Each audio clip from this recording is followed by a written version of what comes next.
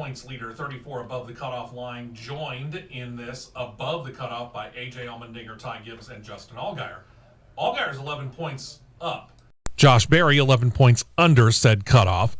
Austin Hill, 15 down, 22 down is Brandon Jones. Sam Mayer on the hottest seat already, and we haven't even run the first race in that round.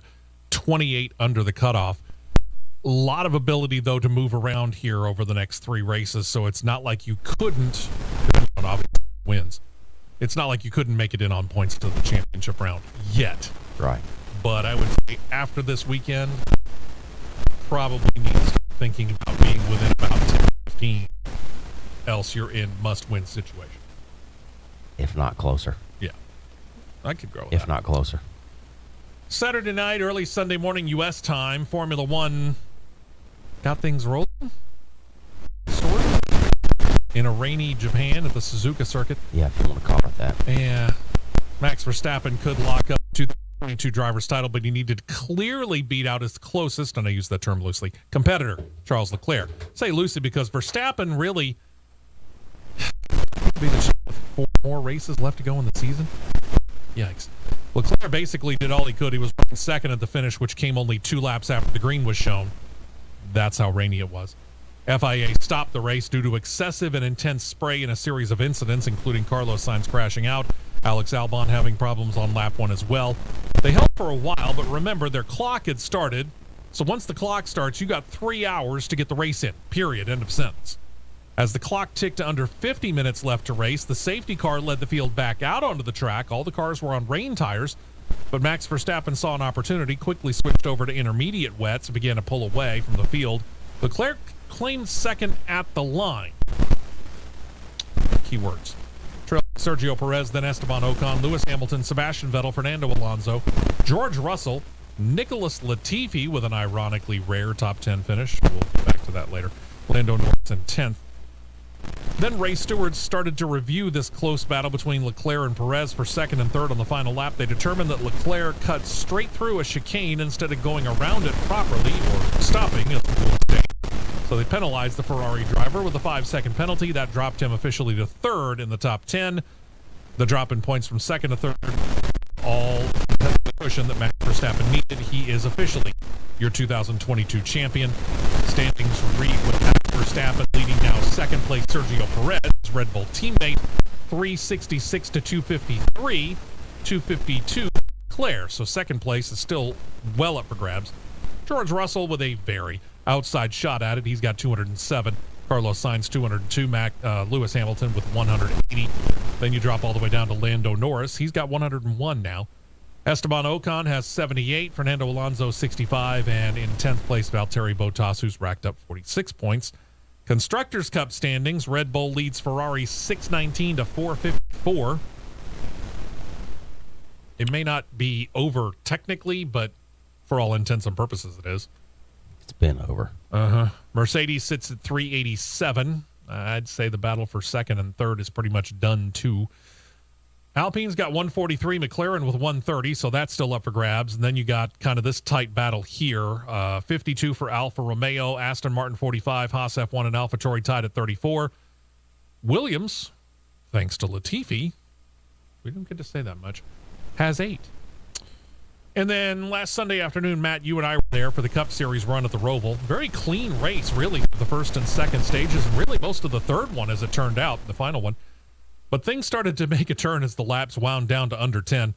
First, you get a yellow, which is a questionable yellow to say the least, because I get this. A sponsor billboard came off the wall coming out of turn 6. It was laying on the track, but as more than one driver noted as they drove by it with 5 to go, it wasn't in the racing lane. Yeah, this is one of those head scratchers again. It was probably, looking at it, it was probably a half a groove outside of the actual racing lane coming out of turns 5 and 6. Yeah, I can see right that. there in the little the S's, not S's part. Yeah, the little 90 degree right hander. The area that I like to call the mushroom. Yeah, the mushroom. Yeah, the 90 the 90 degree right hander that was coming out back onto the NASCAR 1 and 2. Yeah. in turn 6 and 7. So predictably, it closes everything up. Not terribly shocking that more incidents would then take place, leading to a red flag. They had to fix a turtle or curbing on the chicane in the backstretch. Joe Gibbs Racing brought in Christopher Bell for 4 new tires, while Stuart Haas Racing, who was the leader at the time with Kevin Harvick, kept him out on older tires. Bell was saved by yet another yellow that allowed him a bonsai run to the front, while Harvick, the control car on the final restart, and the older tires, well, it was kind of predictable. Bell got around Harvick. He claims the lead. And most now watching the points, that became the situation. Chase Briscoe, who was also brought in for 4 new tires, needed to gain a whole lot of spots to get into the round of 8, was battling Austin Cindric for the final playoff spot in the round of 8. Cindric was spun out during the chicane. He couldn't recover in time. Chase's teammate Cole Custer seemed to give Briscoe an assist. This will be Soapbox Derby number 1 for us, holding up some chasers and allowing Briscoe to claim the passes that he needed to gain the points to advance in the playoffs, or at least that's the way NASCAR saw it. Your final top 10 in the race: Christopher Bell, Kevin Harvick, Kyle Busch, A.J. Allmendinger, and Justin Haley in the top 5. Rest of the top 10, Chris Buescher, not Christopher, Bubba Wallace, Tyler Reddick, Chase Briscoe, and Austin Dillon. Dillon seemed a little hot under the collar after everything was all said and done, and kind of bumped and banged Briscoe until Briscoe basically had enough and pulled away. Defending champion Kyle Larson was eliminated from playoff competition, as was Daniel Suarez, whose power steering went out about midway through the race. He just, I'll give him a lot of credit. He ended up 5 laps down in the race, but he stuck it out. They figured out that there was a leak in the power steering reservoir, so they just kept pouring power steering fluid in it, which alleviated the problem a little bit. Yeah, but leaks will do it. It was too little too late. Yeah. And the amount of effort that he had to put in without power steering through a road course was just a little bit too much. He's done, as was Austin Cindric and Tyler Reddick, all bumped out. So your round of 8 is set up like this. Chase Elliott is your 1 seed, Joey Logano the 2 seed, Ross Chastain and Christopher Bell all above the cutoff line, but Bell's only 3 points above Ryan Blaney, who, without a win, continues to plow on through the playoffs. Congratulations to him. William Byron's also 3 points under, but Blaney has the tiebreaker there, surprisingly enough, even though he doesn't have a win. 5 under is Denny Hamlin. That's a little shocking. And Chase Briscoe, the 8 seed, going into this round, 9 under the cutoff. Still, obviously, a lot of room as they head up to Las Vegas for this weekend. That is a preview of this weekend's schedule, which starts with the Xfinity Series running the Alsco Uniforms 302 at Vegas Speedway. Airs Saturday, NBC PRN Radio, 3 p.m. Eastern, 2 p.m. Central Time. Cup Series is the first of 2 races on Sunday, running the South Point 400 at Las Vegas Motor Speedway, NBC. Thank you. And PRN Radio begins 2:30 p.m. Eastern, 1:30 p.m. Central Time. That's the first race in the round of 8 for both of those series. And then the NHRA. They're actually getting tape-delayed coverage on TV for the NHRA Fall Nationals out of Texas at the Texas Motorplex at the Dallas-Fort Worth area. Actual eliminations start at noon Eastern, 11 a.m. Central Time, but Fox Sports 1 isn't going to air them until well after football. I'm talking like Sunday night football on NBC. Yeah. They aren't going to air it until 10:30 p.m. Eastern, 9:30 p.m. Central Time Sunday evening. Mm-hmm. Formula 1 is off. So there you go. Whew. All right. Silly season in full swing in Formula 1. Still got some things that are kind of being worked out within NASCAR, specifically the Cup Series, but also the Xfinity Series, as teams are looking forward towards next year and setting things up. Not necessarily driver-wise, but crew chief-wise. So we'll talk about that. We got kind of an interesting situation out of the Arca Menard series from last night. We'll talk about that coming up. Yeah. Let's see. Gaming opportunities for you if you're a NASCAR fan and you happen to have Nintendo. More. We got to take a break. A little bit early, I know, but let's go ahead and do that because we want to set ourselves up for some box time. That'll be coming up next as we continue on right here. We're only in the first stage right here of CRN. Join us, won't you? Stick around. Tell your friends. Hey, it's early. Plenty yet to go here on the show. When we come back, talk in a moment about that whole situation where Cole Custer, according to NASCAR, played the blocking rule. I don't know why that suddenly was a big problem at the Charlotte Roval. We'll talk about it Stay next. right here for more on the Championship Racing Network. Autumn Cove Assisted Living is a beautiful one-level community located on 25 landscaped acres and a...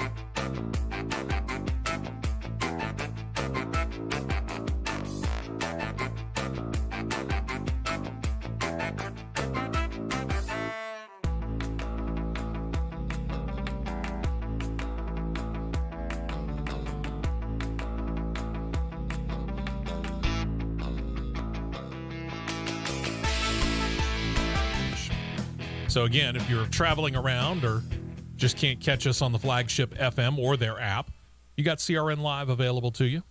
Go ahead and head on over there. If you have already gotten there, we appreciate you, number one. Number two, tell your friends about it. Subscribe. It's free. Ain't much free in the world anymore. Several years ago, Walter Brady. Remember that kid? Yeah. Being cut to a rather ignominious end when they were accused of conspiring to fix a race that would allow one of their drivers to get into the playoffs. Well, for the second time, NASCAR has determined that a team worked to help a teammate get into, or in this case, move on in the playoffs. We know in the recap that Cole Custer held up some competition, and that allowed teammate Chase Briscoe to fully pass, get clear, and allowed him to pass all the rest of the drivers that he needed and able to advance into the round of 8. After spending Monday and Tuesday morning reviewing the video and the audio of the lap in question, they levied a pretty hefty penalty against the number 41 Ford. They fined the team $200,000, docked Custer and the team 50 points each, driver and owner points, and for crew chief Mike Shiplett, he's been suspended from NASCAR indefinitely. Kind of like the Kevin Harvick situation where they were busted for modifying a single source part that was quickly appealed. We'll get back to that too. NASCAR Senior VP of Competition Scott Miller said of the review process, quote, nothing contradicted that it was done deliberately, it being the radio discussion between Shiplett and Custer. Shiplett apparently told Custer as they approached the backstretch chicane, and Briscoe pulled low to pass Custer. Quote, I think you got a flat, telling Cole Custer, check up, check up. Now, Shiplett might have been watching on some sort of video, but his position on the war wagon on pit road, he obviously couldn't see it. Miller said that the penalties could have been much harsher. He felt, though, if he had felt that Briscoe didn't already have the car to be able to finish 9th on the day anyway and claim the playoff advancement on his own without any assistance from Custer, Miller said that he would have removed Briscoe from the playoffs, but because they felt that Briscoe was strong enough on his own, that was never under consideration. They did, according to Miller, consider suspending Cole Custer, but Miller said that they decided against that because, quote, super flagrant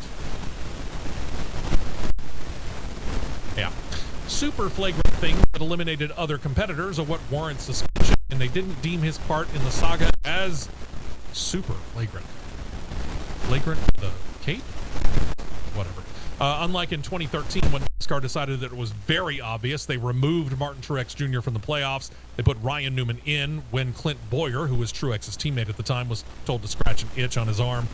Boyer ended up spinning his car out. That allowed Truex to slip by and into the playoffs. NASCAR then called foul. Truex was out. Newman installed into that year's playoff. And when they determined that there had been some manipulation by other teams to fix things as well, they even added Jeff Gordon to what was then a 12-car field. Officially, it was a 13-car field for that title almost a decade ago. In this situation, with Kyle Larson in 9th place, NASCAR did not state whether they thought about adding Larson into the field, making this a round of 9 instead of 8. Let me refer you back to the situation where Miller said that he felt like Briscoe could have claimed 9th place on his own without any assistance, so therefore it really wouldn't have mattered. So they left Larson out. Sorry, Larson.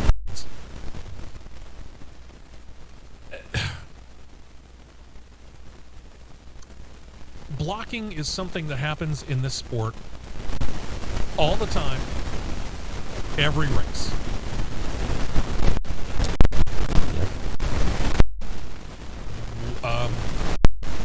I'm at a loss. I mean, what I saw, and I've only seen replays, I'll admit it, I wasn't in the car. I don't know whether the radio is all that much of damning evidence, truth be told.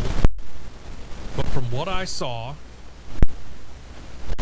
Briscoe moves low, Custer moves up, gets out of his teammate's way, which, I'll be honest with you, if you're in the 14 and I'm in the 41, I know I don't have a chance to move into the playoffs. You're my teammate. I'm going to move as clear of you as I possibly can while still being on the racing surface, because, I mean, you're approaching that chicane. You got to go around it. I want to clear as much room as I possibly can for you to make things for you easier. And that happens to mean that I get up in front of, I know Austin Dillon was one of them. I think there was another car there. Tyler Reddick. Thank you very much. So the 3 and the 8 were sitting there. I get it. But isn't that my job to clear the path for you? In other words, help you as much as I can by getting the heck out of your way if I can do it? I mean, sorry I ended up having to hit the brakes going into the chicane, and it kind of woke the 8-3, but you know what? Welcome to racing. Pretty much. But where am I wrong? Am I? no, you're not. No. And I understand, and I'll put this disclaimer out there. Yes, I'm well known on this show for being a Stewart House Racing fan, but I'm taking off the fan hat and I'm putting on the media hat. If this had been I'm well known for not being a humongous fan of Austin Dillon. But if this was a situation where it was Austin Dillon and Tyler Reddick in that situation, I think I'd be saying the exact same thing. I'd like to believe so anyway. Yeah. So forgive me for sounding like Richard Sturban here for a few minutes. But first off, you're making this determination at the point of the racetrack where you're braking going into a chicane. Mm-hmm. He checked up early. Mm-hmm. You and I, along with quite a few other people, had a very, very clear view of this braking point the entire 109-lap duration of the Bank of America Roval 400K. Yeah. And I can tell you this. I saw a lot of tire smoke. All 39 cars were braking in this same point. Mm-hmm. First off, Secondly, if there's any one guilty party here, it's the spotter. It was not Mike Shiplet talking on the radio. It was the spotter. See, that does change things because the spotter actually does have a good view, and he's using binoculars. I can tell you that as well. There were several. Checking the car. There were several teams using 2 spotters. It wouldn't surprise me if We the don't know 14. if it was spotter A or spotter B. It wouldn't surprise me at all if 14 and the 41 both used spotters. I know Mike Shiplet's voice is deeper than what it was. So they're laying blame at the wrong person. They're putting blame at the wrong person. Okay. Okay. Was hit going through the mushroom portion of the track. Let's call it that. Okay. So when a car brakes and a car does a little fishtail move, naturally, typically the car doesn't fishtail when it brakes like that. No, it shouldn't. Especially when the braking packages on these cars are. You get your first up close look at these cars over the weekend too. Yeah, I did, and I think I even made mention to you. I know I thought it. I don't know whether I made mention to you or not, but I started looking at those brakes real good. Those discs are huge. They're saucers. They are. All right. When you're at the breaking point and you've already seen Chase Briscoe commit low and going to pull a proverbial dive bomb, he was not making any kind of a knock on Pearl Harbor, no kind whatsoever. But he was on a kamikaze dive bomb move. Okay. Now, and I'll ask this. Would a spotter tell... Let me put you into the driver's seat here in Cole Custer's place. Would you expect your spotter to delineate that it was Chase Briscoe, your teammate? Or are you just going to hear car low? You hear car low. That's all you're going to hear? You're going to hear car low. Okay. Sometimes you'll hear, and I'll use, for example, if somebody, you'll have hear people like Derek Nealon, which is Tyler Reddick's spotter. You'll hear people like Freddie Kraft, which is Bubba Wallace's spotter. You'll hear people like Tim Fedowa, Kevin Harvick's spotter. He'll say 14 looking low, 24 looking high. So they'll give 45, a number. 45, 23, whatever, looking this way or the other. So they'll give you a number sometimes. They'll give you a number. Road course, they said looking right, looking left. All right. At this very point when he's making the dive bomb move, how can you distinguish that Custer was checking up on purpose?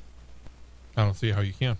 The only red flag that they used here was the spotter saying, I think you got a flat, check up, check up, check up.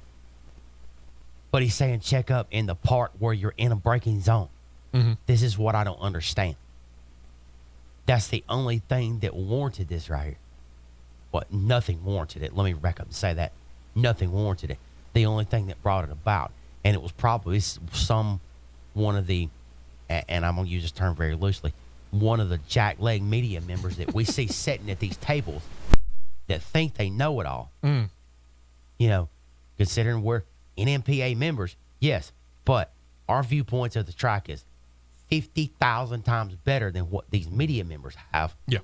I mean, sitting in a box. They're stuck with television coverage. They're stuck with television coverage and watching Twitter and listening to the radio. Yeah. No, it's different from when you're watching the computer and listening to a radio and watching the television than versus then having your eyes on it the entire time. Yeah, because you and I both knew at this point in time, this race, as far as who was going to win, it was over.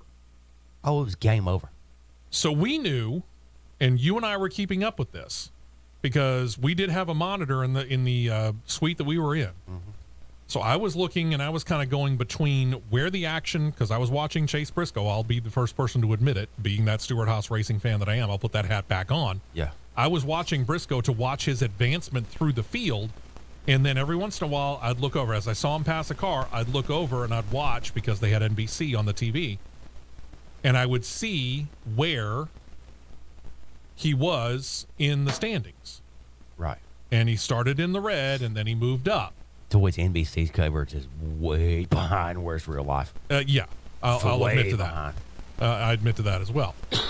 So I would watch and I would keep an eye on it. Well, I was watching, in this case, I was watching the track as they headed towards the chicane. Yeah. As Briscoe made his move, like you said, made a kamikaze run in there. Right. And Custer gets to the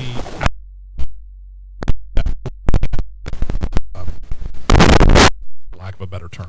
Right, the left, right, left. Yeah. He moves out of the way.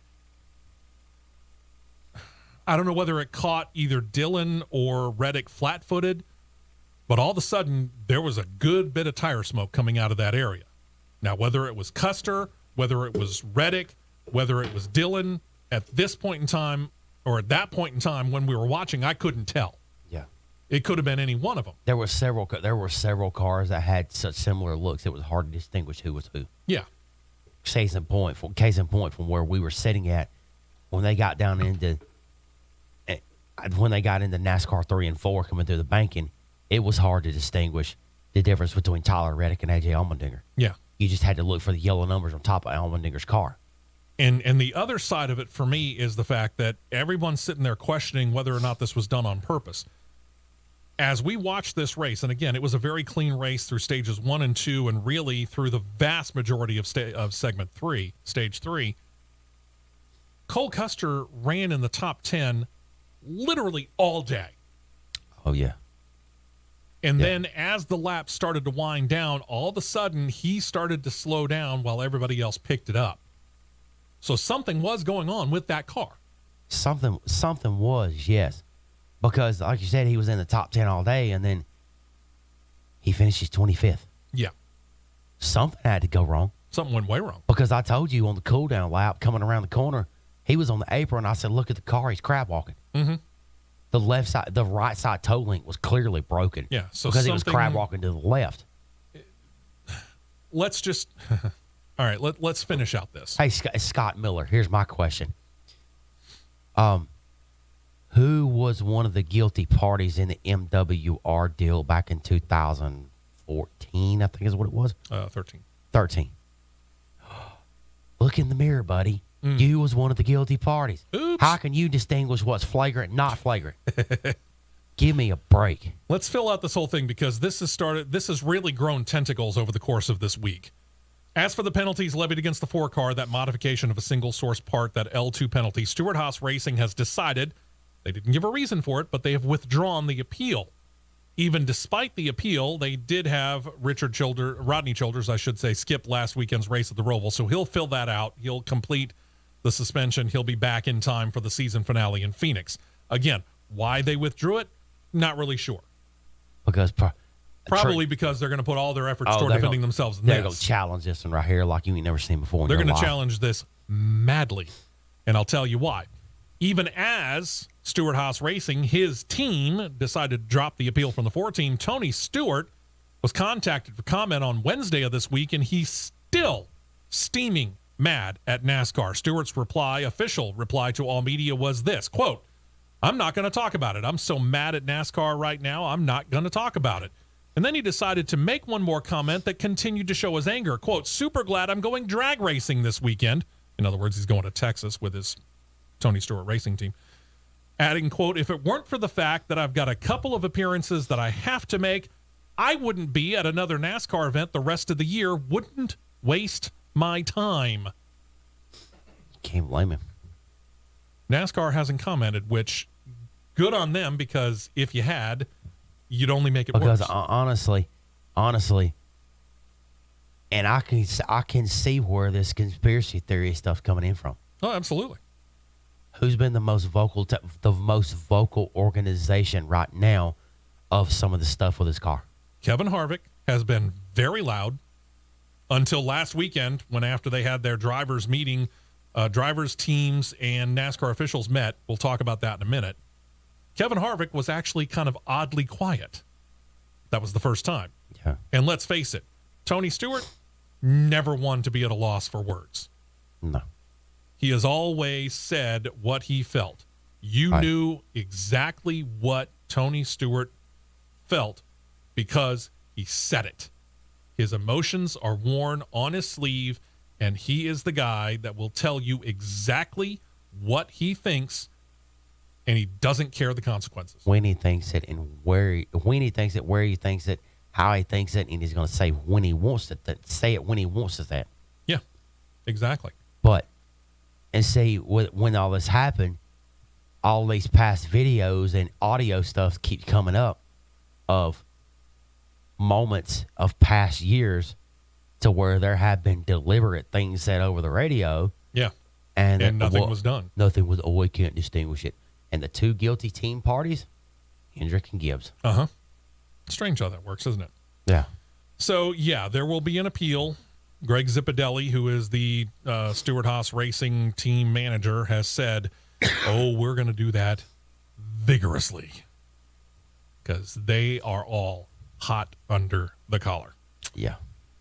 This could potentially turn into a PR nightmare for NASCAR. Oh, Pandora's box is wide open right now. Because here's the thing, Tony Stewart and I get Gene Haas's situation is a little different, but Gene Haas has his hands in plenty of things. Tony Stewart has his hands in plenty of things. Truth be told, NASCAR needs Stewart-Haas Racing more than Stewart-Haas Racing needs NASCAR. I saw that very same statement this week. And I saw it and I'm like, you know what? They're right. NASCAR. I didn't make it up. I'm taking it from somebody else. Yeah, NASCAR needs Stewart-Haas more than Stewart-Haas needs NASCAR. Because if he walks away, even if they just suspend operations for, say, a year, I'm just throwing a number out. Yeah, it'll tick off the 4 drivers that are there because that's their bread and butter. But at the same point in time, woof, that'll put NASCAR on edge. Not only NASCAR, but Ford. True. Very, very true. So let's see what happens here. We'll keep an eye on it. NASCAR probably would like to have this situation resolved quickly, but in this case, this is such a high-profile thing, you better have all the I's dotted and all the T's crossed. You better, yeah. And then they turned around and they did something when it came to the appeals process that affects all levels, really, of NASCAR. So we'll talk about that when we come back as well. Let's go ahead and take a break. When we come back, you mentioned Hendrick Motorsports. Plenty of things going on over there at Hendrick Motorsports. For example, Kyle Larson might get to do more than just stock car racing.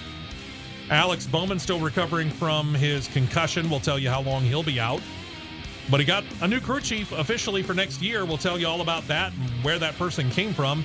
And RCR made some news this week as well. 3 cars next year? Maybe not. We'll let you know more about it when we come back right here on CRN. Stay right here for more on the Championship Racing Network.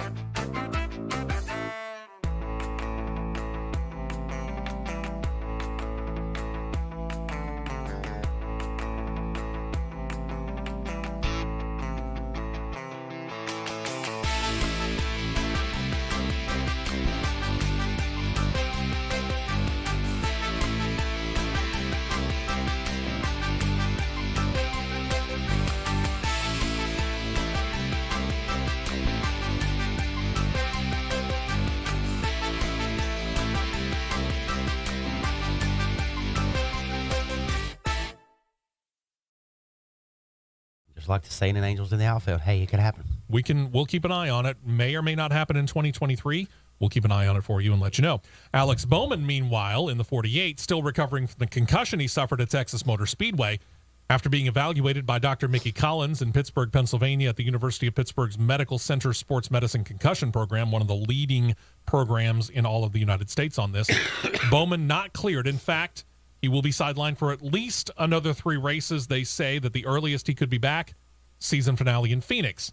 Bowman posted on his Twitter account, quote, "As much as I hope to be back in the number 48 Ally Chevrolet this weekend, I will not be returning to competition for the next 3 Cup Series races. I am continuing to focus my efforts on getting my health back to 100% so that I can return to racing as soon as possible. I know that Noah," talking about Noah Gragson, "will continue to do a great job representing the number 48, and I'll be cheering him and the entire Ally Racing team on every lap. Thank you again to everyone for the support that I've received. It means so much to me." We've said this before. I'll say it again. It came to Kurt Busch. It comes to Alex Bowman. There was a time when these drivers could have their eyeballs hanging out of their eye sockets and they would have gotten behind the wheel of the car. Those days, blessedly, thankfully, are gone. These guys are paying attention to their health long term. It's the right thing to do. True. As far as Kurt Busch is concerned, we'll get back to that in a second. I don't see Bowman coming back this year. Considering the Kurt Busch situation, no, I don't see it either. I think Noah Gragson's going to finish out the year in the 48, just like Ty Gibbs is going to finish out the year in the 45. And then, on top of that, you noted that just before we came on the air here about Kurt Busch. Right as we're going to be going off of the air, he's got a press conference scheduled at 11 o'clock Eastern, 10 o'clock Central in Las Vegas. And personally, I think the writing's on the wall. Either he's going to announce his swan song season, or he's hanging his boots up. It'll be about him being done. One of the two. One of the two, yeah. Yeah, in one way, shape, or form, it'll be about his being done. We have a clue on that coming up in a minute. First, let's talk about the rest of the situation when it comes to the 48, because Bowman is in need of a crew chief for when he does return in 2023. We talked about this earlier this year when Greg Ives announced he was going to be leaving as crew chief at the end of the season. He announced that in August. Well, Hendrick Motorsports just figured out who the next crew chief will be. It'll be Blake Harris, the 35-year-old, who will assume the mantle of crew chief on the 48 beginning next year. What experience does he have? Well, right now, he's the crew chief for Michael McDowell on the 34 at Front Row Motorsports.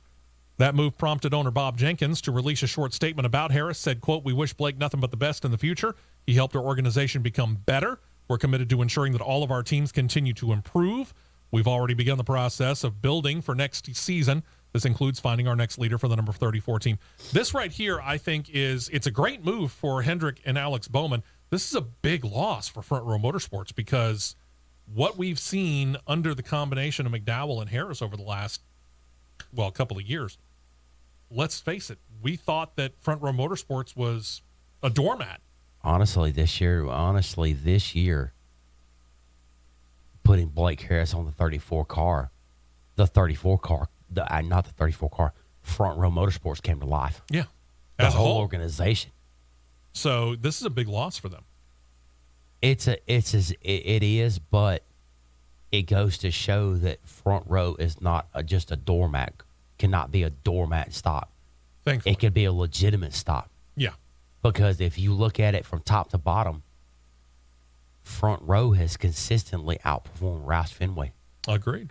Agreed. Consistently. Yeah, I agree with that. Even though Buescher won Bristol, yeah, they still outperformed. And we're seeing some signs of life out of Brad Keselowski finally. It's a lot later than what we expected, but we're starting to see those signs of life now. True. But it's very, very late. True. And like you said, throughout the course of the year, if you look at the overall statistics and just the general average finish of the 34 car and Michael McDowell and Front Row Motorsports as a whole, right, they have really done well. And I got to say, I'm very happy to see it, because it's one of those deals where I was just kind of looking at them and going, how much longer are they going to continue to be back markers? True. Except for Daytona and Talladega. Very true. Now they're road courses. Now they seem to be a threat almost anywhere they go. Oh, for sure. Well, let's get back to the Kurt Busch thing. One of the hints when it comes to Kurt Busch's future came just really within the last couple of days. when noted NASCAR reporter Lee Spencer reported out that Richard Childress Racing and Tyler Reddick have come to terms on a buyout of his contract that was set to run through 2023. This paves the way for Reddick to join 2311 Racing, not 23 by 1, a year earlier than previously announced. No details on the buyout were disclosed, but they're only 2 cars. We've talked about the charter situation, and it looks like we're starting to talk about somewhere in the $20 million range to buy a charter. If not 30. So 2311 Racing is still waiting to see the status of Kurt Busch, which we will now know. We find out right as this show ends. Sorry, we're not going to be able to bring it to you. So here comes the question. I get it. Michael Jordan's flush with money. There's no doubt about that. But at the same time, even if Kurt Busch comes out and says, I'm going to make next year my last year, how willing is he to go out there and buy that third charter?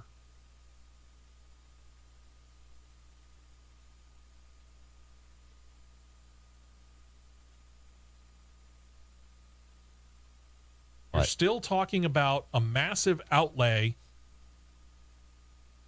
of cash.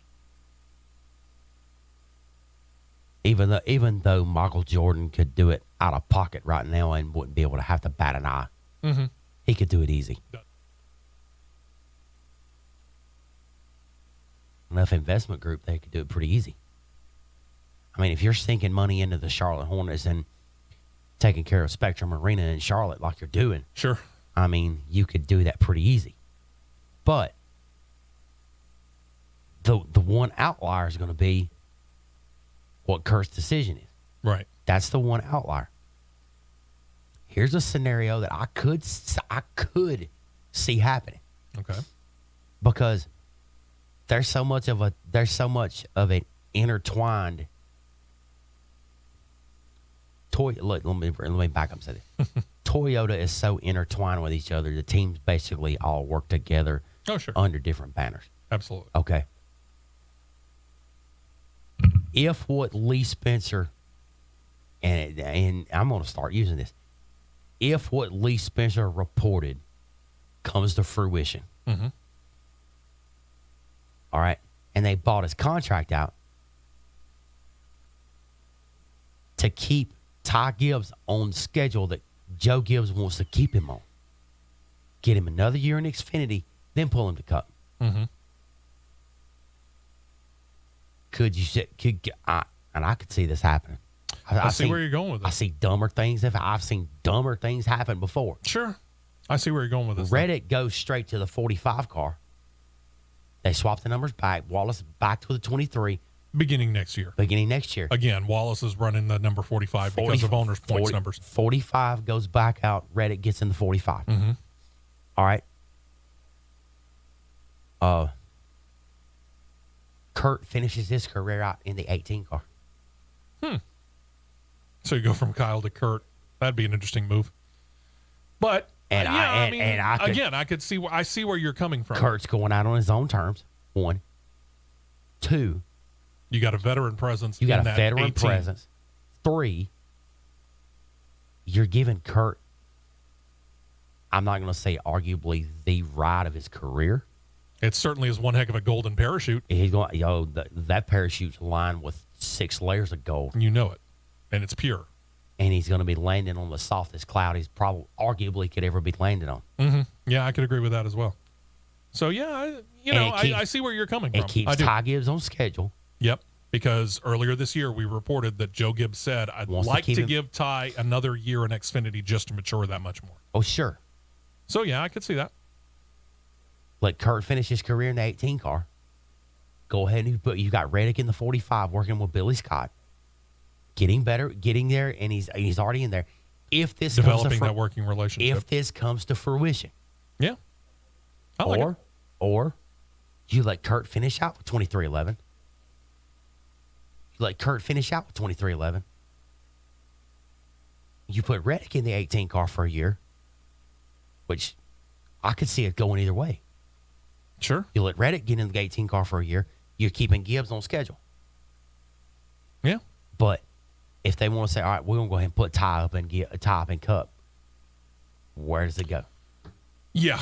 At that point in time, you need to find that third charter, whether you buy it and get prepared for the future of 2311, which is more than likely going to be more than a 2-car operation. Yeah. Or you lease it out and you wait to see what kind of free agent market you're dealing with and run the risk of obviously charters becoming just that much more expensive. Sure.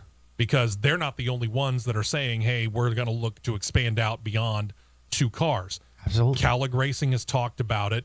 Richard Childress has actually talked about advancing past the 2 cars that he sits at now. We thought that might happen under Reddick as he started to prepare himself for this, but now you got this report. So a lot of tentacles that are going on around here. It'll be very, very interesting. Then as to the complaints when it comes to the drivers talking about the car being too rigid, we've talked about this on the air, the injuries that were sustained by both Busch and Bowman. NASCAR says they've been listening. They're making strides towards fixing the problem, although it won't come into play until the 2023 season. After crash testing another car in recent weeks, NASCAR met with the teams and the drivers for over an hour last Saturday at Charlotte. NASCAR claims they have a new rear clip, new rear bumper structure, and a new center section set up for next year's cars. NASCAR claims to have had a slide presentation prepared for the drivers and the teams, but they only got 2 slides into it when everything kind of changed. Several drivers likened it to the Festivus episode of the television comedy Seinfeld. Eric Jones actually called the session, quote, an airing of grievances, unquote. Brad Keselowski added, quote, everybody had a little bit to say. This may be a little bit of Festivus. Christopher Bell came right out and said this, quote, we just want to feel less inside the car. You look from the outside, you watch the crashes. It doesn't look like anything is happening, but our body seems to be absorbing the majority of the impacts instead of the car. We just want the car to help us out where we're not absorbing so much. This goes back to what we were talking about earlier, in that we saw the video of the Alex Bowman crash that caused him to be sidelined, and we saw how much bouncing around he was doing in that situation. Correct. And he's right. Correct. Absolutely correct. So we'll see whether or not this is going to actually go on. There appears to be something of a growing rift between the sanctioning body and the teams as well, not just exemplified by Tony Stewart's or even Jeff Gordon's comments, but with several other teams claiming, because we talked about Jeff Gordon's situation last week, several other teams claim that the business model is broken. There must be a new revenue sharing agreement for more stability. NASCAR has said that they want to work with all the teams to help solve their challenges. So we'll have to see whether that works out. And then one more note before we take the break here and go from hour 1 to hour 2. We just recently did talk about the 2023 Cup Series schedule. NASCAR officials are already talking about potentially huge schedule changes for 2024. Among the ideas, running a second street race. This time they're thinking New York City. God, stop getting ahead of yourselves. Looking at cities also like Denver, maybe going to Portland. We've seen the Xfinity Series race there. Cup Series has not ventured that far. The furthest northwest that they have gotten would be Sonoma in recent years. So maybe they go to Portland. Maybe they go, I say Denver. Would Pikes Peak be the probable location? Yes. I mean, I can't think of any other place out there that's already set up for that. And quite frankly, That's why it, in the Pikes world would you Peak. go street racing in Denver, Colorado? Pikes Peak. It's got to be Pikes Peak. Okay. Well, again, that's 2024. We'll find out about that late August, maybe September of next year in all likelihood. But in the meantime, the rumor mill will continue to fly. Hour 1's in the books. When we come back, we've got the rest of NASCAR news to talk about.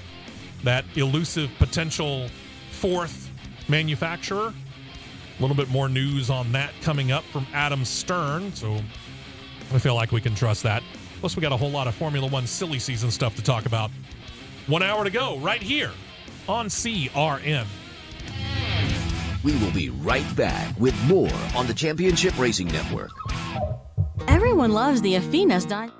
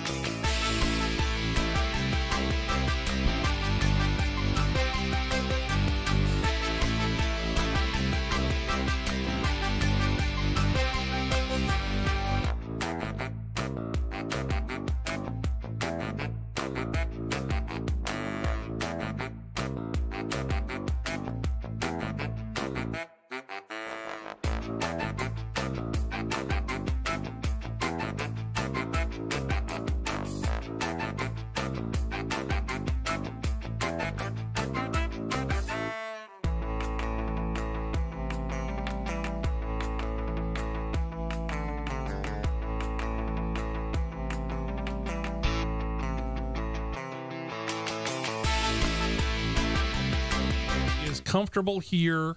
He's good there. He's highly competitive there. He's got a sponsor that's happy with him, and he's happy with the sponsor. This is Matt Crafton in the Camping World Truck Series all over again. Oh, absolutely. Why in the world would you step out of the place where you feel like you're the most competitive and your team is happy with you and your sponsors are happy with you? Sure. Absolutely. You don't mess with that. Absolutely. We noted during the recap of the Xfinity Series race from last weekend that the defending champion of the series was knocked out of the playoffs. So prepare, first of all, for a brand new champion. And I mean that because all of the eligible drivers left. They are Brandon Jones, A.J. Allmendinger, Noah Gragson, Justin Allgaier, Sam Mayer, Ty Gibbs, Josh Berry, and Austin Hill. None have ever claimed a title in the Xfinity Series before. So this will be a first-time champ. And 3 of those drivers, Allmendinger, Gragson, and it is thought, Ty Gibbs, are set to go Cup racing next year, so this likely means this is going to be their one and only chance at an Xfinity Series title. Best shot out of that group is right now with the way he's running. Let me back up. I'm going to say on a 65-35. Look, better yet, let's go 60-40. Okay. Allmendinger over Gragson. How much, and I get it, he does seem to be stumbling towards the finish, but let's go ahead and throw that third soon-to-be probable Cup driver in there. How much of a chance do you give Ty Gibbs, considering what he did before, let's say during the regular season? Obviously, he has not been able to accomplish the same things going through the playoffs, but we see flashes of brilliance from young Ty Gibbs. Does he figure into your projections in any way? Probably about right now, maybe 20% at best. Okay. But today will tell the tale, pending how well he runs at Las Vegas. And with Allmendinger on the pole, granted, they did the pole last night under nighttime conditions, whereas you're going to be in nice, bright, sunny conditions today when they do the race. Yep. Now it's going to be who adjusts the car to the conditions quick enough. Correct. So we'll find that out. Another driver who actually had a pretty good practice and qualifying run last night was Riley Erbst, but that was probably the best thing about this week because Stewart-Haas Racing and their hauler for Riley Erbst heading out west to this weekend's race in Las Vegas got into an accident in Arizona. The team put out a statement that read, quote, earlier today, this again was Wednesday, earlier today, the number 98 NASCAR Xfinity Series hauler of Stewart-Haas Racing was involved in a single vehicle accident on I-40 a few miles west of Flagstaff, Arizona. The truck had 2 occupants. Neither was seriously injured, although one was taken to the hospital for further treatment and observation. Fox Sports reporter Bob Pockris added to the report, said that, according to the Arizona Department of Public Safety, thanks state troopers, the SHR hauler driver told investigating troopers that he fainted while traveling 75 miles per hour on I-40 West at milepost 189, lost control of the truck, struck a guardrail. It does not appear that the vehicles inside were damaged. We can vouch for that because, again, practice and qualifying yesterday actually did pretty well for the 98. Our thoughts and our prayers go out to the driver who apparently has maybe overworked or maybe has something underlying that needs to be figured out medically. It sounded like something to me. Something was underlying. It's a lot of speculation. I get that. But, hey, our thoughts and our prayers go out to him, hoping for the best. Sure. Absolutely. All right. Then there's a whole lot of NASCAR news here. Let's start with this one. We've noted, numerous times. I can't even tell you how many times over the last, 3-4 years, that NASCAR is very enamored of the idea of having 4 car makers, maybe even more in the sport.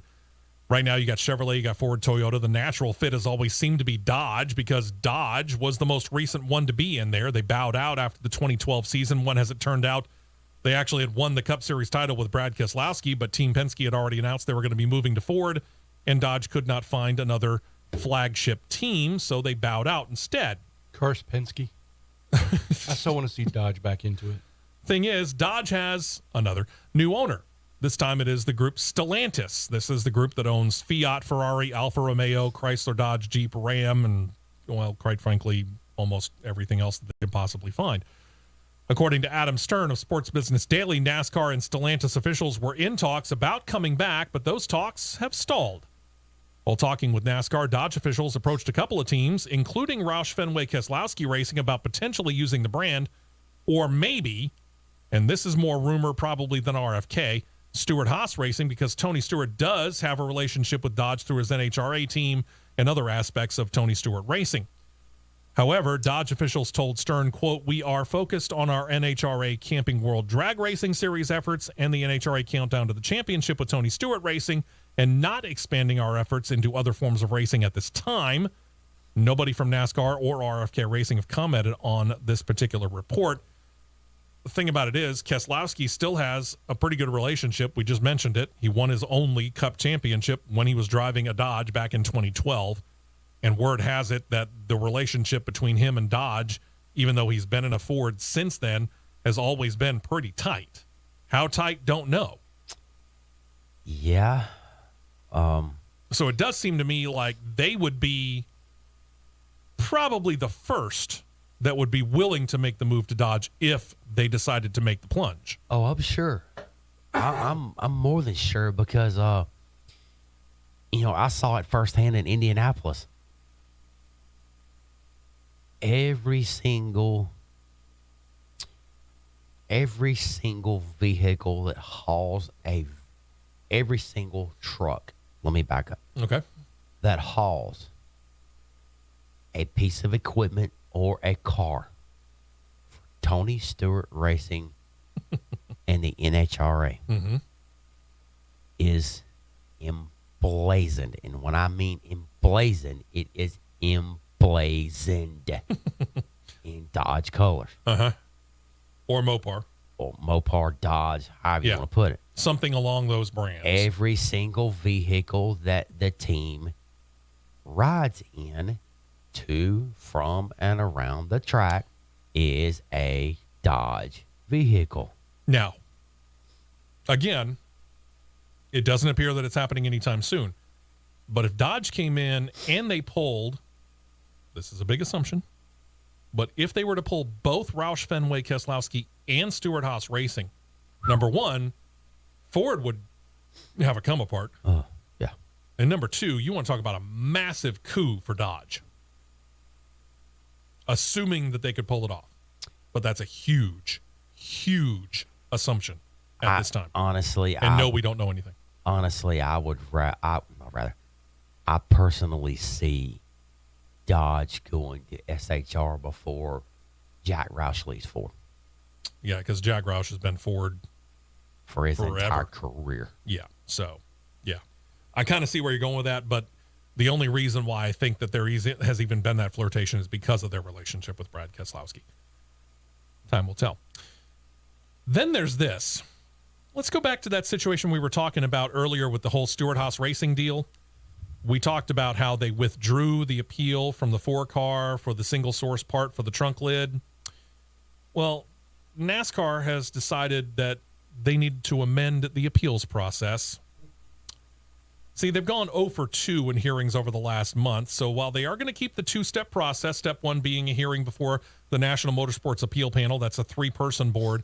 And then if you want to, depending on which side you're on, you have the ability to go to a final appeal, which is done in front of a single-person arbiter. That decision becomes final. That's not going to change. What's going to change is the number of people that will be able to be present for the hearings as well. Up until this point, only one NASCAR official was allowed to be present to deliver NASCAR's side. This new amended rule does allow both sides, I'll give them that, to have more than one representative to be on hand to make their cases. This is timing that is likely not going to make Tony Stewart any happier with the sanctioning body than he already is, because as we noted, he's ready to just basically punt. We noted during the Cup news, he's quite ticked off at NASCAR at the moment, and if he didn't have to do things for the team that he was obligated to do, he might not appear at another NASCAR event the entire season. This tells me one of two things. NASCAR knows that they screwed up, and I use the and in there very pointedly, they've realized that their point person for going in front of the National Motorsports Appeals Panel they just don't know what they're doing. Better not be Scott Miller. If Scott Miller puts himself into this situation, Scott Miller is tying his own noose. yeah, this is like, well, what we have seen out of the NFL with Roger Goodell being the person who hands out the penalties and the person who hears the appeals. No, sorry, doesn't work. You've stacked the deck. This right here is stacking the deck. NASCAR, take your medicine. For the love, take your medicine. They need to take something because they've had a pretty rough stretch here lately. Yeah, they have. Those new rules, we do believe, will take effect just in time to prepare for the appeal that Stewart-Haas Racing's chief competition officer, Greg Zipadelli, said, quote, will vigorously defend their personnel against the allegations, meaning if they lose round one, they'll likely appeal it to the arbiter. And then there's some good news. The latest installment, I should say, of the NASCAR video games, Motorsport Games Incorporated's NASCAR Rivals, has officially launched the exclusive Nintendo Switch console version, only $49.99. It's available at leading retailers and online through the Nintendo eShop as of yesterday. So if you're a Nintendo person, now you get to play NASCAR Rivals as well. Congratulations. The last time NASCAR visited Rockingham Speedway for an officially sanctioned race, 2013 for the standalone Camping World Truck Series race. For the Cup Series, you got to go back to 2004 for their final time for a sanctioned points race then. But NASCAR is apparently, again, looking at kind of returning to their roots on some levels. They're looking at, as we talked about a minute ago, going through some severe changes on the Cup Series schedule as soon as 2024. And seeing an opening, Rockingham Speedway says they're looking to figure out a way to get back in. Since 2004, the track has changed ownership a couple of times, actually. The current owners benefiting from North Carolina's recent award of $9 million for upgrades in and around the facility. Justin Jones, who's the VP of operations at the track, told Queen City News that about a third of that money is set to go to a full track repave that is set to begin within the next week and a half, weather permitting. They think it'll be complete on or about the 1st of December. They state this is step number one in attracting a major series. He's targeting not only NASCAR, but the Cars, Late Model Tour, ARCA, and Formula Drift. Jones adding, quote, my goal when I first took this position was to rebuild the foundation of Rockingham in hopes of inserting Rockingham back into the foundation of NASCAR. Other works will include working on what they call the Little Rock track, the half-mile track that's behind the backstretch of the main facility. They want to put about 5,000 seats, some new restrooms and concession stands there, along with lighting as well. I got to admit, when we were up there, yeah, I didn't even note Little Rock. I was so focused on it's back, the rock itself. I saw it. It's back off. It's towards the turn 2 side, which when we walked up there, we walked to the turn 3 side. Right. But it's back towards the turn 2 side. It'll be interesting to watch this process. And I said it's not going to take much to get this place back up. No, you and I both agreed to that because we were looking at the track surface, and while it, yes, had worn, it really didn't seem like it was going to take all that much to get it back to racing conditions. Now they got a full repave going on. Yep. Knock it out. I hope the Rock gets back on the schedule. I'd love to see it. When we come back, we'll talk a little bit of ARCA Menard Series news. We don't talk about it much, but this seems pretty interesting thing to note. Don't touch that dial. The Championship Racing Network will be right back.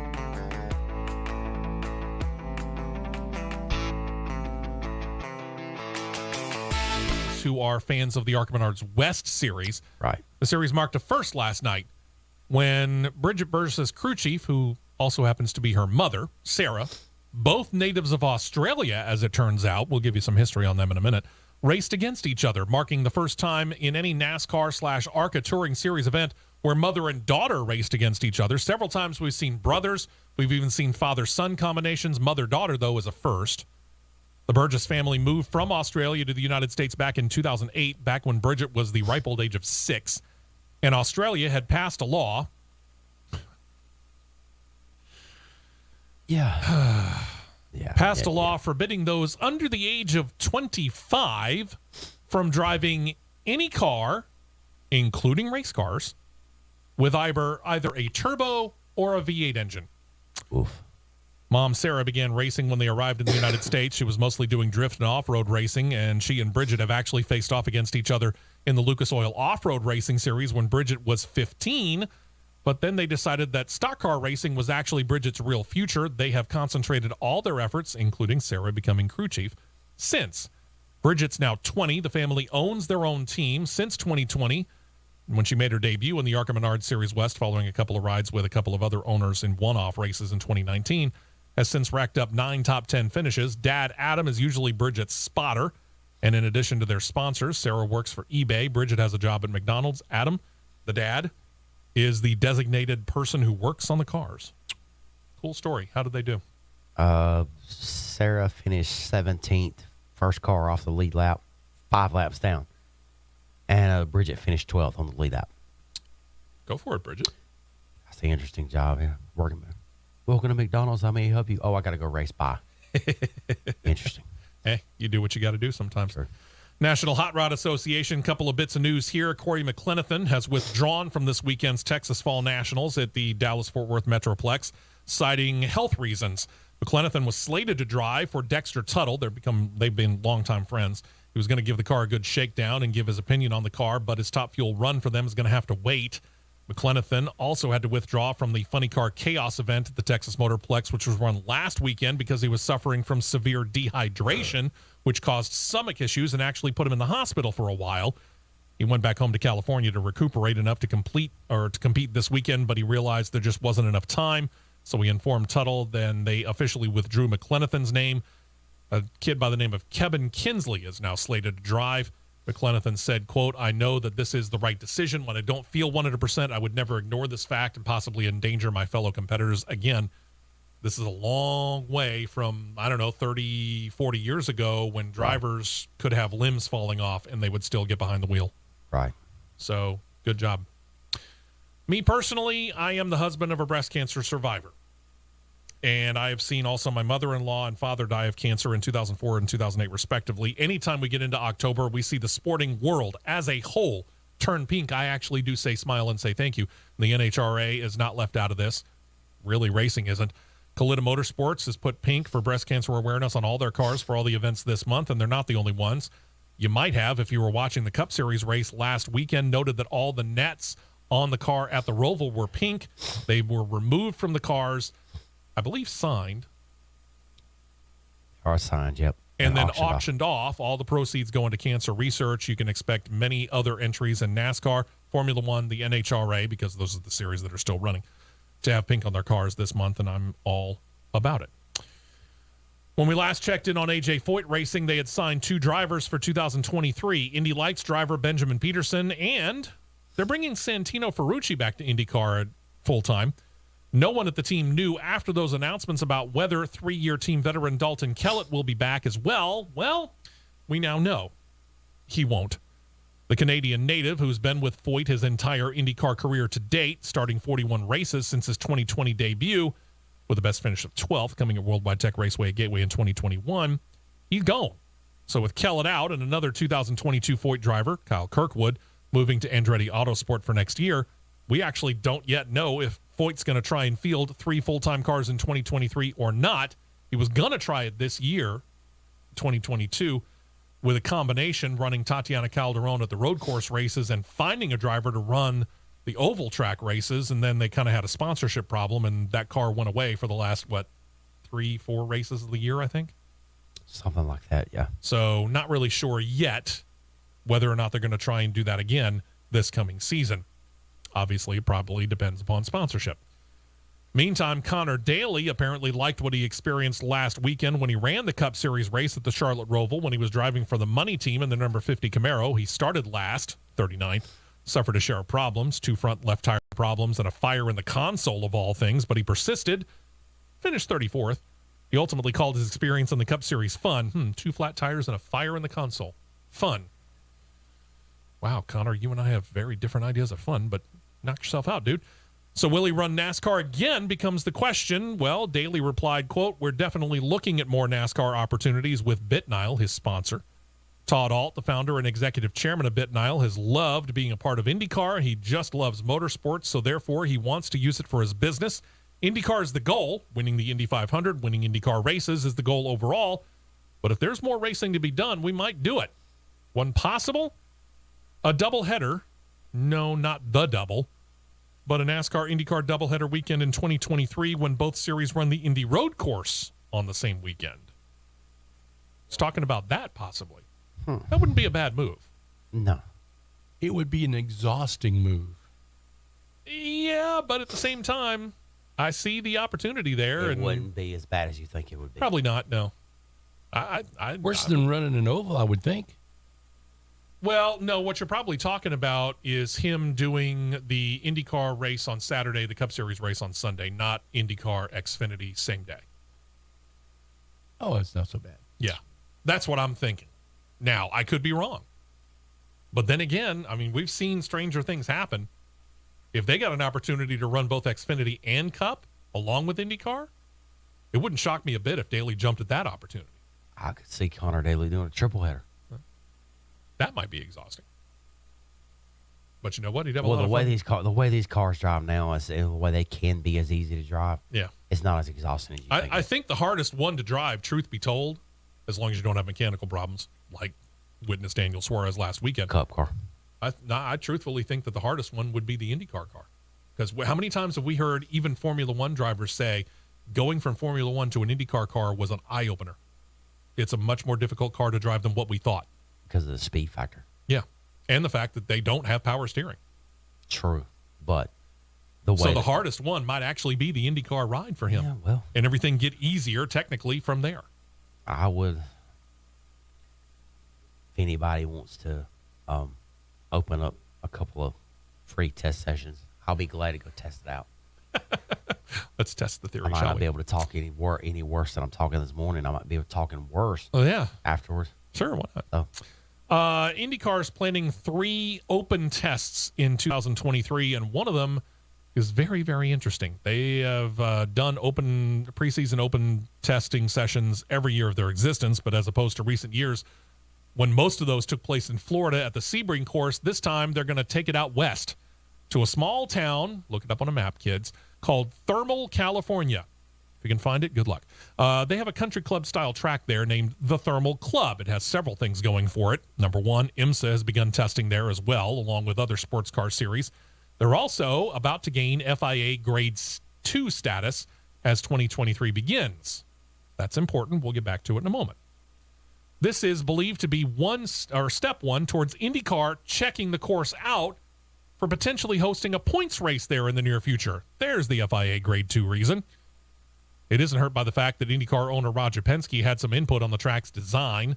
Track president John Rogers recently talked to Racer.com, said INDYCAR will use what they term the Two Palms course.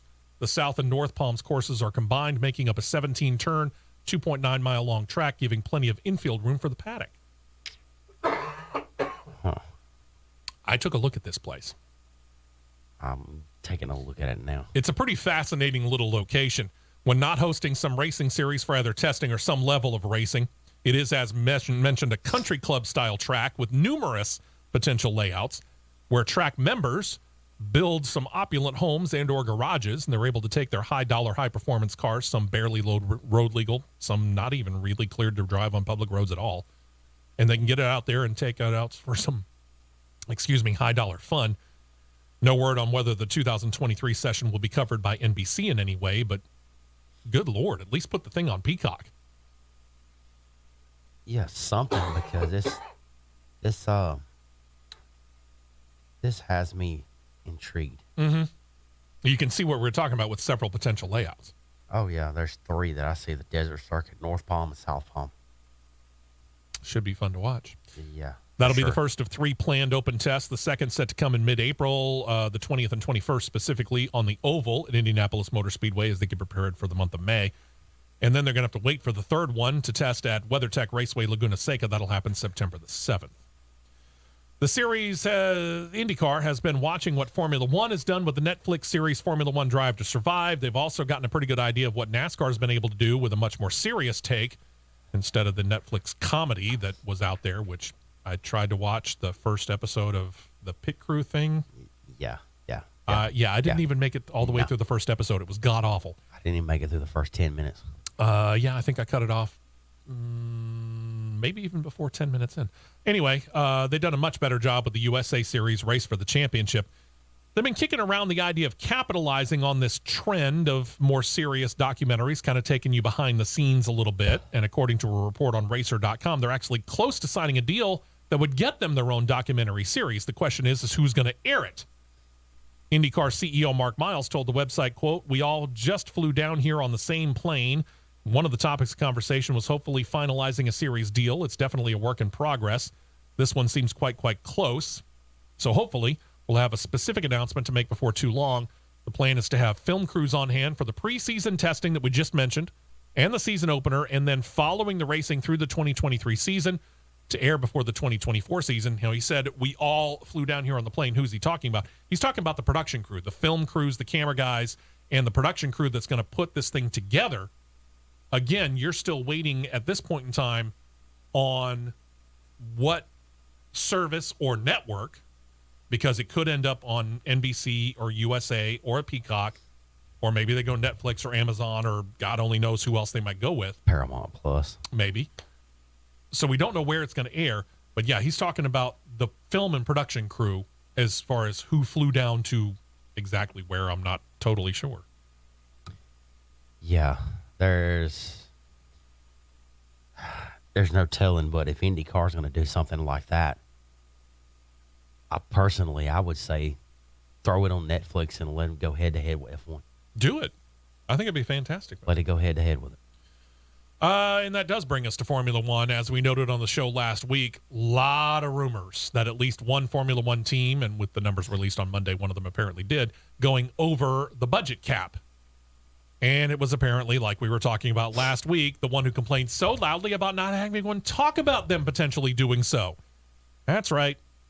Me doth but think you protesteth too loudly, Red Bull. You, according to the FIA's report released on Monday, committed a, quote, procedural breach, unquote. It's very European. Basically, it's what they term a minor overspend, which in their definition means that it's a number between 1% and 5% over the 2021 cap, which was set at $145 million U.S. money. Red Bull commented on the Monday release in a statement and said, quote, "We note the findings of the FIA of a minor overspend breaches of the financial regulations with surprise and disappointment. Our 2021 submission was below the cost cap limit, so we need to carefully review the FIA's findings, as our core belief remains that the relevant costs are under the 2021 cost cap amount. Despite the conjecture and positioning of others, there is, of course, a process under the regulations with the FIA, which we will respectfully follow while we consider all the options available to us." That's either between $1.45 million in overspend or $7.25 million in overspend. Okay. This is a first time. Yeah. Okay.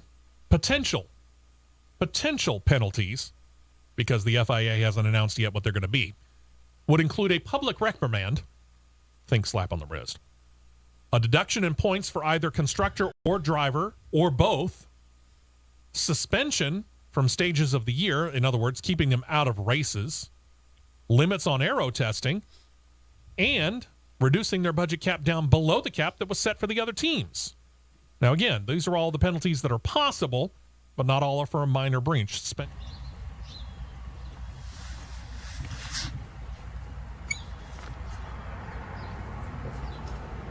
you like to talk on the radio about what y'all doing out here? Yeah, I guess so. Okay, we got a couple minutes. Okay. Hey, Alex. You want to come talk on the radio? You're like, no. No. I'm going to stand over here and talk. I'm busy right now. Yeah, stay over here and make some hand gestures. Yeah. I mean, that was sufficient enough. Just, yeah. That's what I do to my kids. But maybe if I stand here long enough, they'll forget what they wanted. And Forget and walk away, right?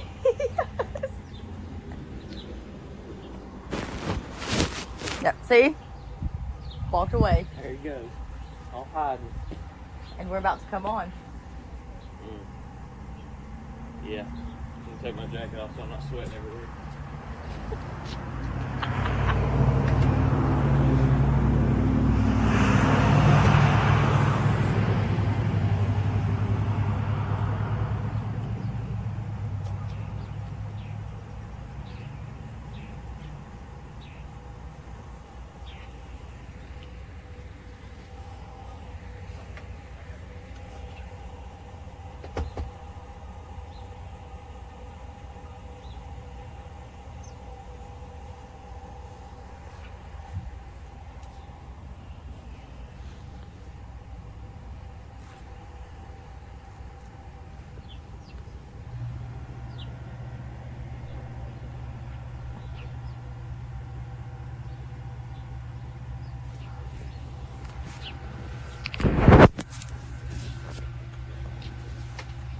You want to talk on the radio? Yeah, I can.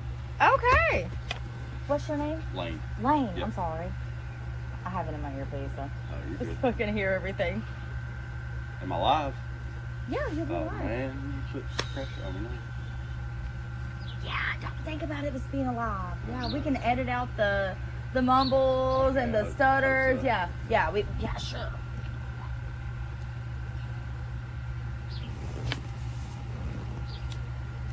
You said Lane? Lane. I'm horrible with names. I call my kids the dog and the cat. I want them to. Yeah,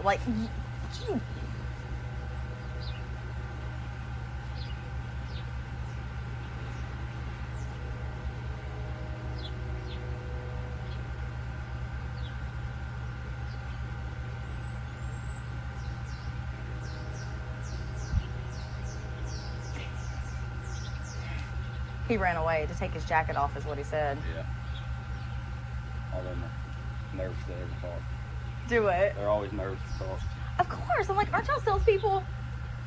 He's a parts guy, but I mean, he talks to people every day. Exactly. But as soon as you like, hey, radio, live, and I there's like, talk to people the least. really? Yeah.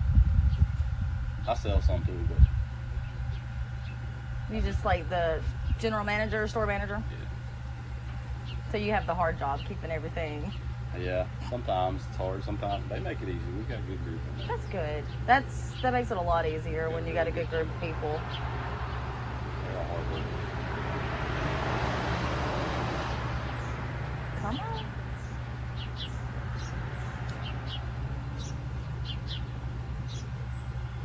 I didn't realize we had so many. Huge savings on cars, huge savings on SUVs, huge savings on certified pre-owned Hyundais, all with a 10-year, 100,000-mile warranty. Special finance rates are available. Don't miss your last chance for hot summer savings at Team One Hyundai in Gadsden, or shop online anytime at HyundaiofGadsden.com. Financing with approved credit. See dealer for full warranty details. The new 95.1 The Mountain, Anniston Oxford's classic station.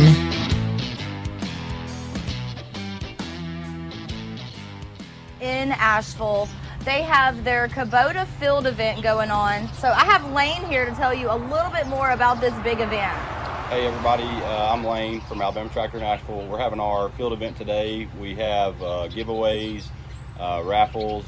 You can enter to win coolers, lick tubs for cows, but the main thing is that we have discounts on everything we have on the lot, all the way up to $250 extra. Certain package deals are discounted more than others, but if you want to come see us today, it's from 9 to 12.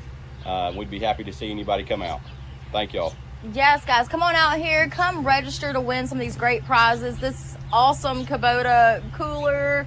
Is that a light on the top of it? Does that come on it? Yep, it does. Okay, that's very convenient right there. Yep. So if you don't need a Kubota, just come on out and register for some great prizes.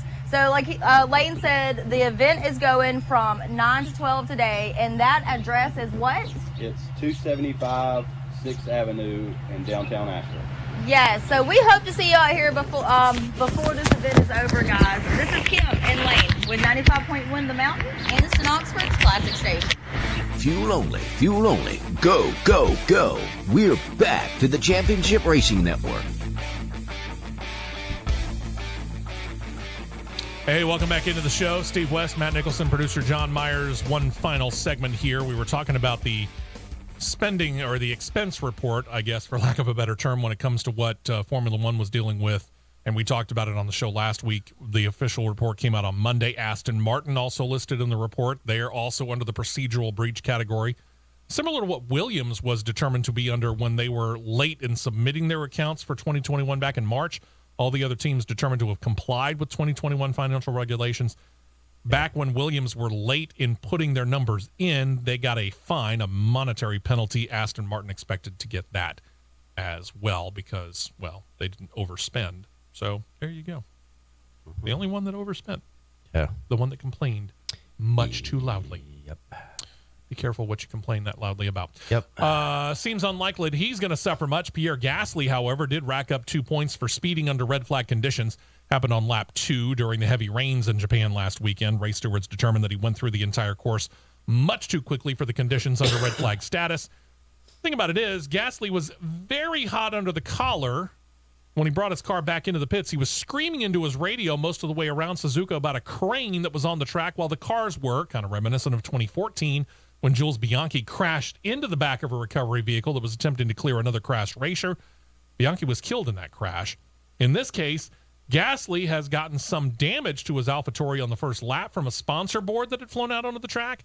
So they pitted him to fix the damage. That's when Carlos Sainz crashed. The safety car was deployed.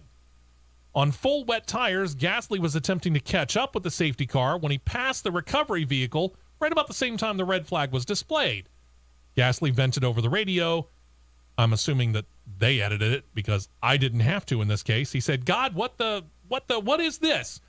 What is this tractor on track? I passed next to it. This is unacceptable. Remember what has happened. I can't believe this." He did get summoned to the FIA trailer for driving too quickly after passing the scene of the accident under the red flag.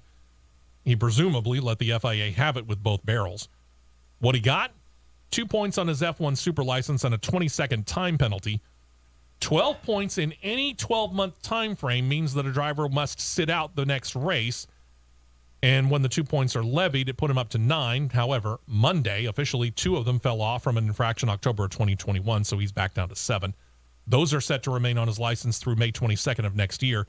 In other words, through race 7 of the 2022 season. The FIA, in the meantime, has also launched a full investigation into the use of recovery vehicles at the time that they were deployed. They say that was based upon feedback from several drivers, not just Gasly, leading them to look at how things might change in the future. Okay, so when Gasly was the one that was the most vocal about it, why are we penalizing him for being the most vocal about it? It's not just that. It's their speed, they say. They say. I watched the in-car camera. He wasn't going off that quick. No. And again, according to all the timing factors that I've been able to see, that red flag displayed right about the same time he was passing the recovery vehicle. Mm-hmm. So we take you back to Talladega in the Camping World Truck Series race, and why did you display the caution when you had, at most 2 football fields to go? If that much. And I'm going to give NASCAR the benefit of the doubt on using 2 football fields because I think it was much closer than that, actually. It was actually probably 1 football field? Maybe 200 feet? 200 feet, yeah. Something like that. Here, I'll let you see something here. I'll let you get a good laugh out of this. Oh, okay. I got this yesterday. All right. I like that. It's a nice poster. I need to have one of those. May or may not can get one. Yeah. A poster that actually says that Brett Holmes was the actual winner of the race at Talladega Camping World Truck Series. Yeah. I tend to agree. Sorry, Matt DiBenedetto. As for Pierre Gasly, however, he is spending his last days with AlphaTauri as one of their drivers. He signed on to drive with Alpine beginning in 2023.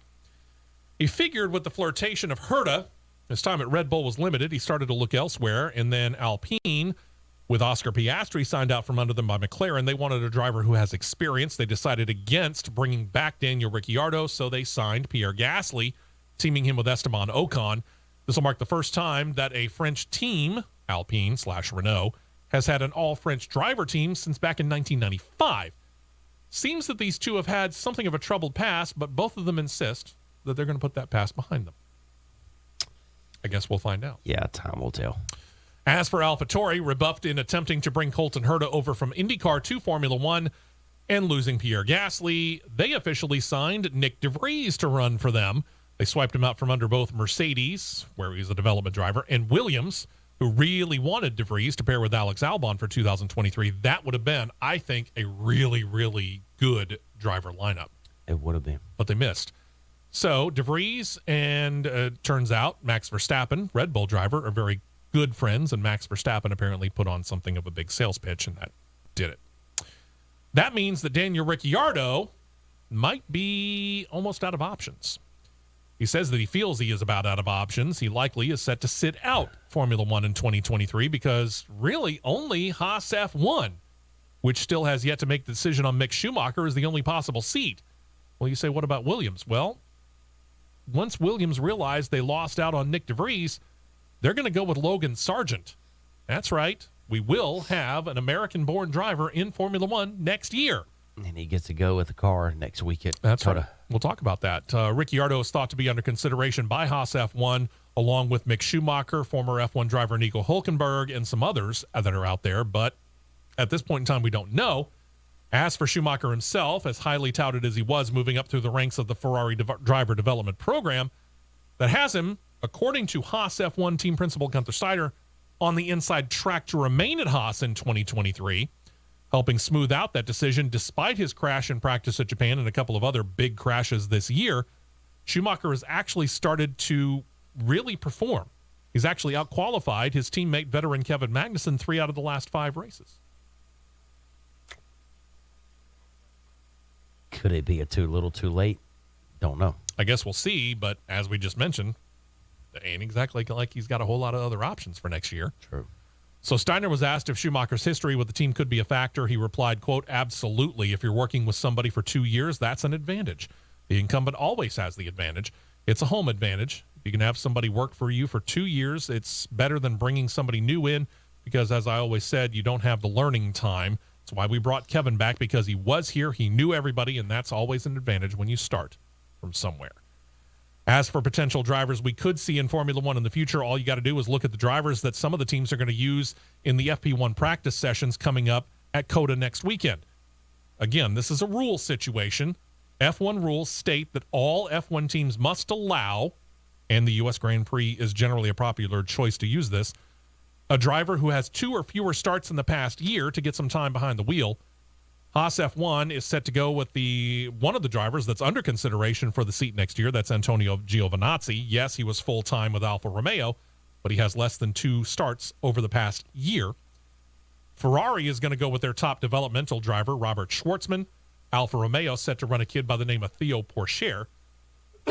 Excuse me. McLaren has chosen to go with IndyCar driver Alex Palou. There you go. Yeah. Williams is going to go with, as you just mentioned, their young American driver, Logan Sargent, who will take the place of Nicholas Latifi for next year, so that'll give him a little extra time behind the wheel. McLaren has also announced that their second young driver to get an FP1 chance will be another IndyCar driver. I'm sorry, I mentioned that it was Palou the first time, and I've forgotten who the other guy is. That would be Pato O'Ward. Pato O'Ward, thank you very much. And that'll happen when the series goes to Abu Dhabi. Well, they should just go with, their other reserve driver that they're testing at Laguna Seca today, Mario Andretti. Apparently they're not going to. Yeah. But, hey, thanks for giving Mario Andretti a shot in a modern-day F1 car. Yeah. Mercedes, meanwhile, has all but owned Formula One since the V6 engine package debuted back in the 2014 season. They've won every constructor and driver's title, well, save for last year's driver's title. This year, however, they're running a distant third in the Constructors' Cup, and, well, let's face it, neither entrant has a shot at the driver's title. Mercedes is actually kind of limping to the end of 2022, but they're going to go ahead and introduce their final upgrade for next weekend at COTA. It's an aero package that will, the team hopes, deliver them some more speed with hopes that they'll claim at least one win before the end of the year and maybe learn some things as they advance towards 2023. I don't know how many other teams at this time are set to introduce an upgrade, but COTA is generally that place that we talked about. You bring in some young guys to practice, and generally this is about that time you're going to bring that last upgrade in. Correct, yeah. That all-female series that the FIA equates to the same racing level as Formula 3, the W Series, they're actually done for 2022. They're going to skip their final 2 scheduled races of the year that were planned for the U.S. at COTA and Mexico, citing financial reasons. And for the third time in 3 years, the Brit Jamie Chadwick is your series champion. Shocking. She's the only champion that the series has had. W Series founder and CEO Catherine Bond-Muir said, quote, due to recent unforeseen circumstances outside of the W Series control, we had not been in receipt of contracted funds due to us. Therefore, we have been forced to make the unfortunate decision not to complete our scheduled calendar this year. She added she does feel good about the future of the series, said, quote, we just had to call it because obviously there are deadlines on payments and things that need to be done. We just had to make a pragmatic call today. Going forward, the big message is I'm extremely confident the W Series will be here next year. And somewhere in a corner in the United States, Lynn St. James is sitting with a smirk on her face. Told you.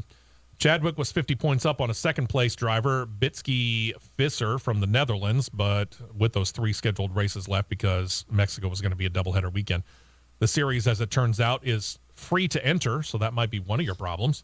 The latest report shows that it holds a debt of £7.5 million British sterling at the end of 2021. The series history goes back to 2019. That was year 1, but they took 2020 off due to COVID. They resumed in 2021 with an all-European schedule. The aim, Bond-Muir stated at the start, is to help a woman advance up to Formula 1. Good luck. You've had a rocky start so far. It's not looking promising. To Formula E, they officially now have their new tire supplier. The Michelin era is officially over. Hankook becomes the new official tire of the all-electric series. The move announced a couple of years ago. It allowed the tire maker to work with the series and the teams on what they wanted in new tires. They're going to be versatile enough to be used in both wet and dry conditions. Hankook promises that, and that they are going to recycle all the used tires after each race. Hankook CEO Suil Lee said, quote, a good 3 years ago, we at Hankook decided to become the official technical partner and tire supplier from the 2023 season on. Hankook's brand will be their Ion line, which, kind of like the iPhone, has a small I and then followed by capital O-N. Anyway, they have both summer and winter use variations for your road car that reportedly offer lower rolling resistance for more range and traction on either wet or dry roads, and they say they are specifically designed for electric cars. Okay. Sebastian Buemi let go by Nissan Edam's operation at the end of the 2022 season. That ends a long relationship between the two. It actually goes back to the inaugural season of Formula E, the 2014-2015 year. 98 starts under his belt, 13 wins, 29 podium finishes, and 14 poles to his credit, and a driver's title in the second year. We knew that the 33-year-old Buemi wouldn't be a free agent for long. He was snapped up by the Envision team. They're going to pair him with Nick Cassidy. Over at Neo F333, despite not having much luck in scoring points, well, ever, have decided to stick with driver Dan Ticktum, and after signing Sergio Sette-Camara last month, have their lineup set for 2023. That move puts Oliver Turvey out of a ride after having been part of the organization since Formula E's first year. But hey, if you can't score points, you're gone. True. Very true. There's an interesting pairing up, and we're going to talk about this next week because I think we really need to deal with it. DS Automobiles has been with a number of organizations since Formula E's beginning, most notably last couple of years with Techeetah. They got themselves a new pairing this year. We don't know what it's going to mean for the future of one Techeetah, however you wish to pronounce it. Yeah. But it certainly does help one of the two American-based Formula E teams. So we'll deal with that when we talk about it a little bit more next week, because that's when we're going to come back. We have unfortunately run out of time. We must leave you and say goodbye at this time, but we'll be back next week. Same bat time, same bat channels, all of them. And hopefully with a little bit better CRN Live as we continue to go through the improvement stages on that time and time again. Thank you for joining us. Enjoy the racing this weekend. Enjoy the football as well, because let's face it, it's a fairly big weekend in college football. We know that, especially in our home state of Alabama. Y'all have a great weekend. We'll talk to you again next week right here on the Championship Racing Network.